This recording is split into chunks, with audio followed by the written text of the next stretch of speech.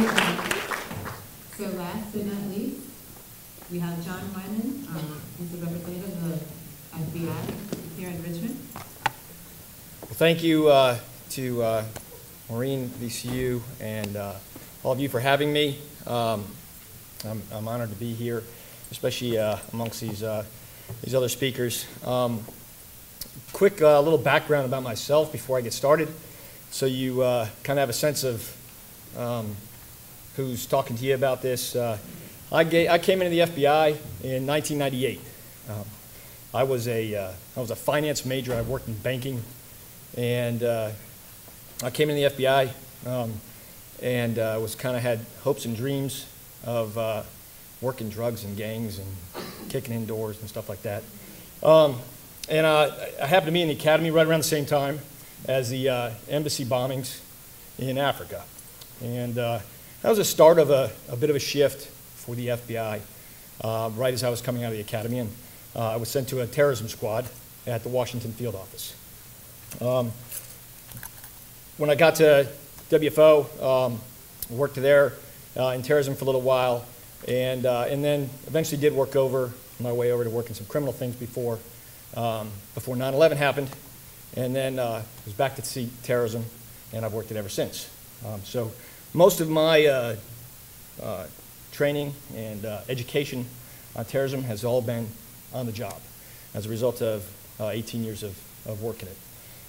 So when we talk about terrorism in the FBI, sometimes it's a little bit different than in academia. We cover, we divide things into buckets a lot in order to organize it, but we look at international terrorism and domestic terrorism. And in the beginning, I was working mainly just international terrorism. I ended up going to headquarters, did a number of overseas assignments, things like that. Ended up running one of our terrorism squads at the Washington field office. It was the primary reactive squad to international terrorism threats. A very active, very busy squad. And then eventually came down here and assumed the role of the terrorism supervisor for the Richmond office. And I oversee our joint terrorism task force here in Richmond. And then I also oversee international terrorism, domestic terrorism, and what we call weapons of mass destruction, but really it's things that can be used to make weapons of mass destruction, precursor chemicals, biological weapons, things like that, throughout the state of Virginia. So that's just a little bit of a background about me. What I think I want to talk to you about today is more focused on the international, what we call the international terrorism threat. And for us, that could include, or has included, the IRA, FARC, things like that. But really, most of our time and effort right now is spent with international terrorism from the Islamic extremist variety, be it Al-Qaeda, ISIL, things like that. So as I get into it, I gave you a little history of my career, and this graphic here is a bit of a timeline also in how terrorism has evolved in I'd say the modern history, starting in the 90s and leading up to today. So top row, you may or may not see some familiar faces in there. But Osama bin Laden, the Blind Sheikh, there's a picture of the USS Cole, the embassy bombings in Africa. And in the 90s, the terrorism threat, at least for the FBI and for most of the American world, was overseas. And thoughts of radicalization and recruitment and things like that were still really not in our nomenclature, and they weren't at the top of our threat list. These were a smaller group of people who had long-term strategic goals and ambitions, and they embarked on plans that they would go to create to achieve those objectives, and by doing these attacks. And now the FBI, we were involved in those types of things at the time, but we worked the threat and we looked at the threat differently. We looked at the threat more of an investigative, first off in a reactive way. It would occur in the FBI, we would go into action and we would go figure out who did it. Just like figuring out who robbed the bank. We'd go, put together the pieces, pull the VIN numbers, we'd lead it back to whoever. So it was reactive.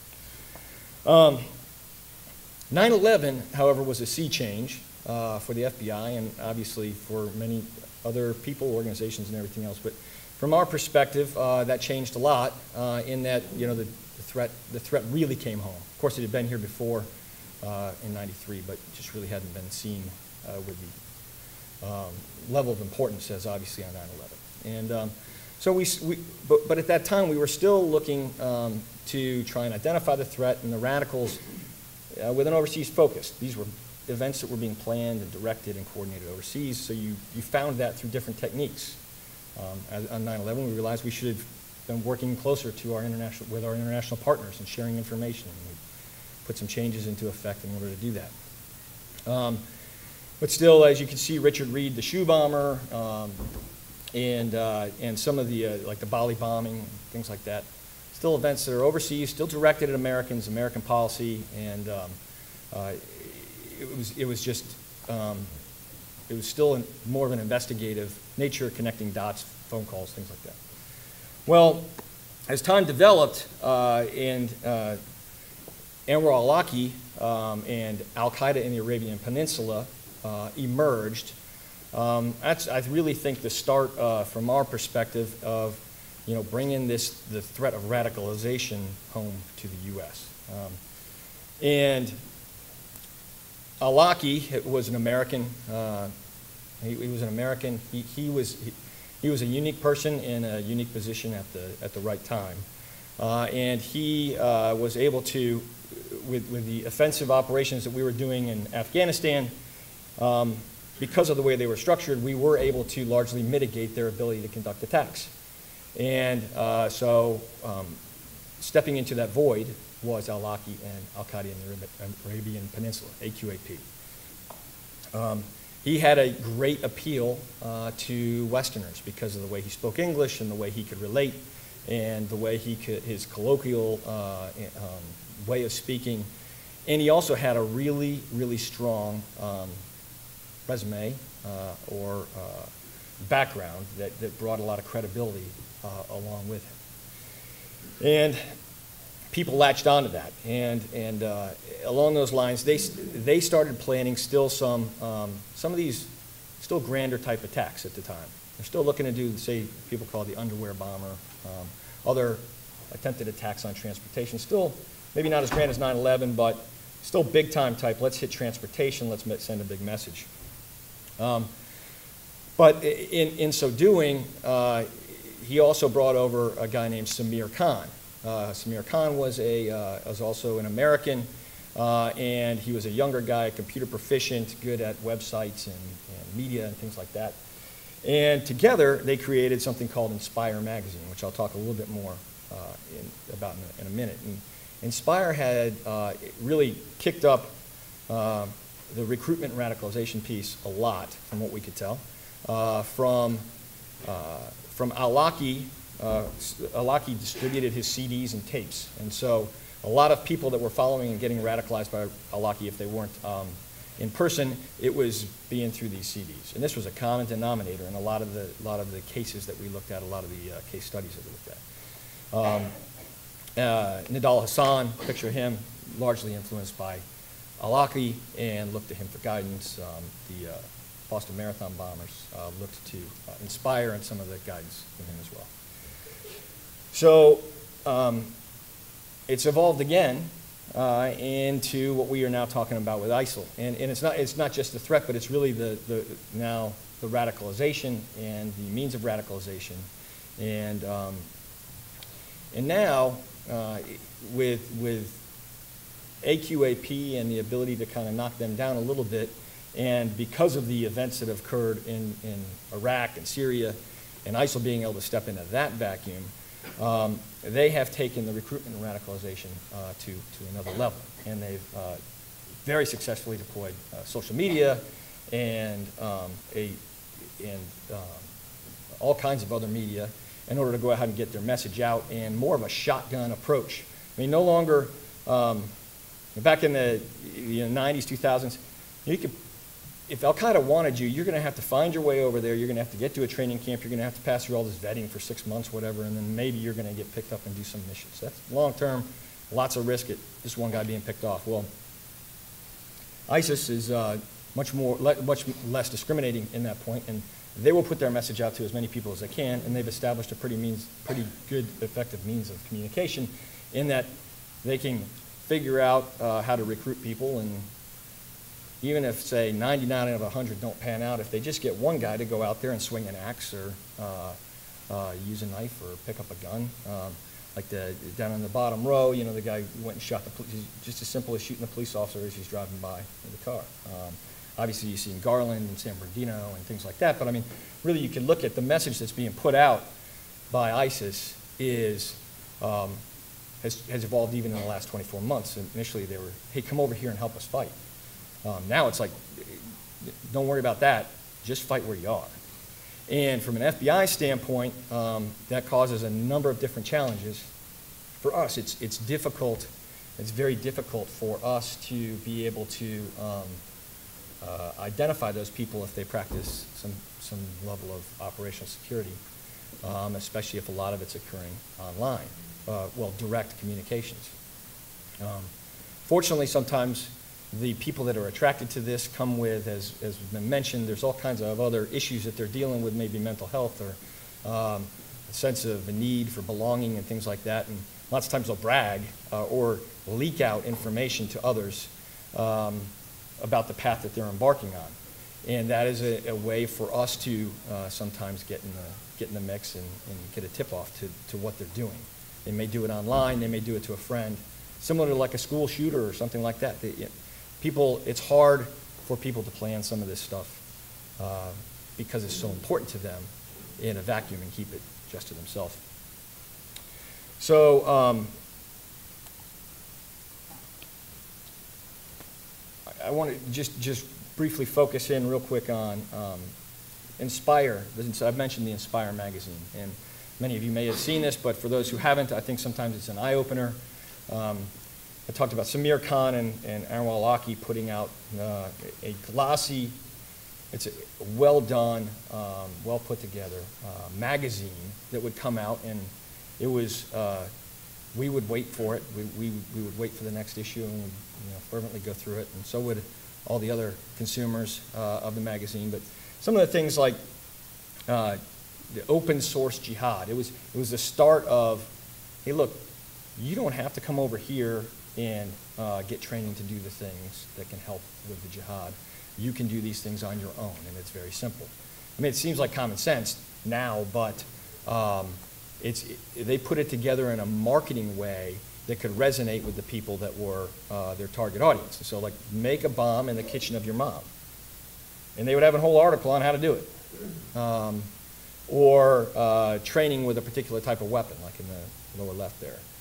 Then they also have other articles that were more religious doctrine-y focused that would, they hit the whole spectrum. They would hit you on the, hey, here's the religion, here are the reasons why you need to be going out and conducting these violent acts. And look, here is a hero in the instance of the Boston bombers. And they would put them up there on the pedestal, and they'd talk about what the great things were that they had done and why those should be an example to you. It was effective in that we would see in lots of the people that we were looking at who were on the path to radicalization that they were voracious consumers of these magazines, and also Anwar al-Awlaki. Even after Anwar al-Awlaki is dead, he is still someone who is very much listened to and revered. I mentioned, so then the advent of ISIS, ISIL, the Islamic State, they, not to be outdone, came up with their own magazine called Dabiq or Dabiq, and theirs was maybe not as professionally done. It's gotten a lot better, but theirs was focused on recruiting people to come help them and to follow their goals, help them carry out their goals and objectives. And even in their magazines, they have changed their message. But you really started seeing a lot of the lot of people that maybe weren't even inspired by AQAP, a much broader spectrum of potential recruits. people who'd spent a lot of time in prison, drugs, gangs, you know, your disaffected people, but then it walked all spectrums too. You'd have, you know, well-educated people from great upbringings who you would say, how the heck did this ever happen? And they have revolutionized, to me, in the way the recruitment and radicalization is done, and they have made we have seen the time period from when someone can start the radicalization to when they actually take action, and the action is obviously the piece we want to get in front of before the end. The time period has become less predictable and in often cases much shorter. There was a case here in Richmond, a female who had grown up and bounced from different religions, different groups, trying to find a place to fit in, and she became enthralled with ISIS. So much so that she leaked a lot of this out and posted a lot of the information and tried to convince some other people of her interest. But it was like she almost was like the most, you pick whatever sports team, a Cowboys fan or whatever. It was like a fan of the group, and so much that she then started calling herself a Muslim, and she started using Islamic terms and things like that, and eventually started recruiting people online to go fight for ISIS overseas. All this stuff online, marrying people and trying to get them to go over there and die so that she could get the rewards of them dying. And she moved very quickly to then wanting to travel herself, and eventually taking some action and voicing some statements about how she was going to do something here because she was frustrated with her inability to travel. She was arrested, and you know, you come to find out that she's calling herself a Muslim, and she's carrying herself as that online, and she has this whole online identity and persona, and she's taking actions to actually move people into the fight. But she'd never even been to a mosque. She didn't know how to pray or anything else. But it's in her case at least, it was, she would say it's religiously motivated, but really there are a number of other things that are obviously appealing to her. So I know I'm very close to being done. I want to show you just one other thing to show you how professional the radicalization is. Some of you may have seen like a snip or two of this on the news. This is an ISIS video that was put out a couple months ago. It's called No Respite. And to me, you watch this and you look at it from the, say, the young teenager or person without a job and having trouble fitting in, sitting down in the basement trying to figure out something to belong to. Oh no.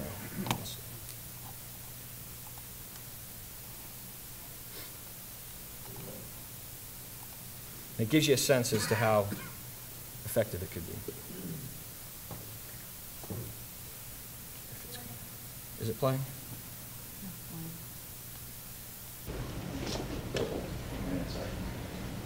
It's going to come on. Starts slowly. This is our Khilafah in all its glory, remaining and expanding. It was established in the year 1435 Hijri. Its leader from the tribe of Quraysh is Sheikh Abu Bakr al-Baghdadi, and its territory is already greater than Britain, 8 times the size of Belgium, and 30 times the size of Qatar. It's a state built on the prophetic methodology, striving to follow the Quran and Sunnah, not a secular state built on man-made laws whose soldiers fight for the interests of corrupt legislators, liars, fornicators, corporations, and for the freedoms of sovereignty. We are men honored with Islam who climbed its peaks to perform jihad, answering the call to unite under one flag. This is the source of our glory, our obedience to our Lord.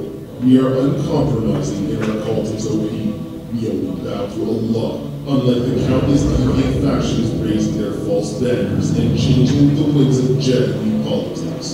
Yes, we are the soldiers who stop the idols of nationalism, demolish the shaky symbols of Palmyra and Nineveh, and destroy the Sykes-Picot borders.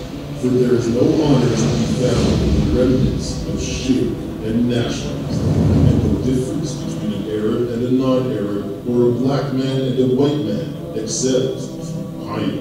This is the glory of faith that unites us.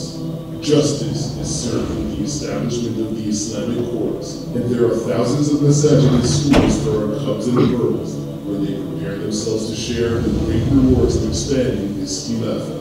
America, you claim to have the greatest army history has known.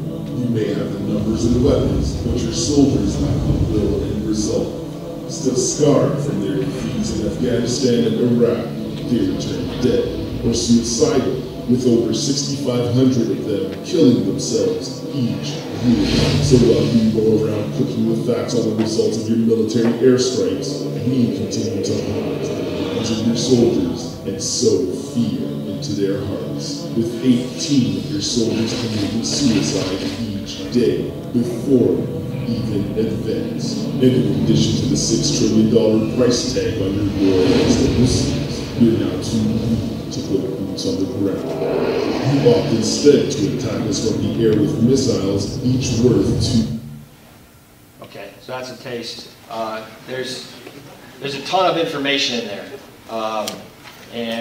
To many people who haven't seen it, I mean, you hear about it on the news, hey, they're using Twitter, they're using social media, they're using these things to recruit people, but I think that really kind of shows the professional apparatus that they've got to pull these things together. And throughout, there's political motivators, there's religious motivators, there's just, racial motivators, being part, hey, who cares, black, white, whatever, you can be part of this group. And so it's just, there's another one that they just put out a couple weeks, last week, and it is much more graphic, and it's also much less quality. So that may be an indicator of maybe a degradation in their ability to put this together in such a professional way. I'm not sure. I wouldn't have felt comfortable playing that one here today, but there is another one out. And thank you very much.